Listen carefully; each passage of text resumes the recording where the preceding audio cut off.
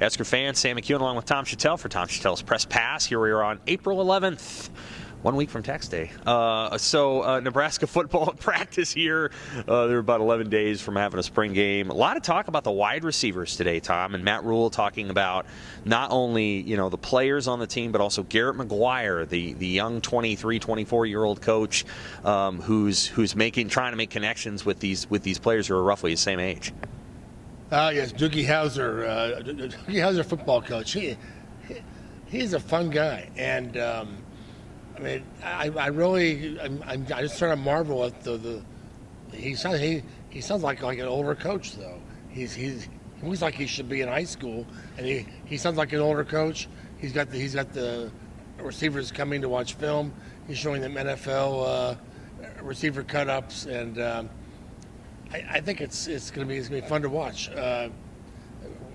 We've had a lot of receivers here over the last 10 years, a lot of receiver coaches, a lot of different ways, a couple of gurus. It's a different approach. I'm anxious to see how it works. So one of the things that Matt Rule said today that I thought was really interesting is that Nebraska's actually felt like it's been hurt in recruiting, because the narrative that gets sent around is that Garrett McGuire is so young that he doesn't have the experience to really coach some of these receivers, and as a result, some of these top receivers maybe not including Nebraska on their list, which kind of surprised me a little bit. But I think what was interesting is that Rule was saying, hey, first of all, this guy has an edge to him, and he coaches everybody the same way he coached in the NFL. And secondly, that he's been in 4 offenses in 6 years, so he has a really good working knowledge of everything that's going on.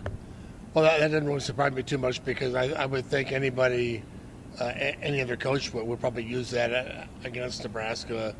But the idea of hiring him also was that he doesn't relate to players, and that they like being around somebody that young. That's what one of the high school coaches in Omaha told me, that the recruits really enjoy being around him because he's like one of them. So now we'll see how if he coaches them hard, if they like that too. But I think it's a case of once the recruits get to meet him, I think all that would change.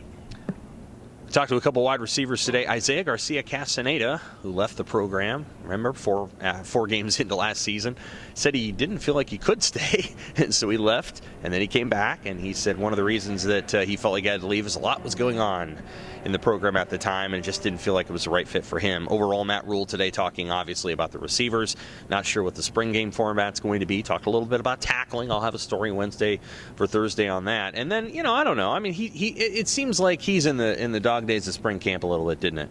I think so, and that's normal. The first week or so, he kind of shot out of the gate and had a lot of things to say, a lot of information, a lot of this, a lot of that.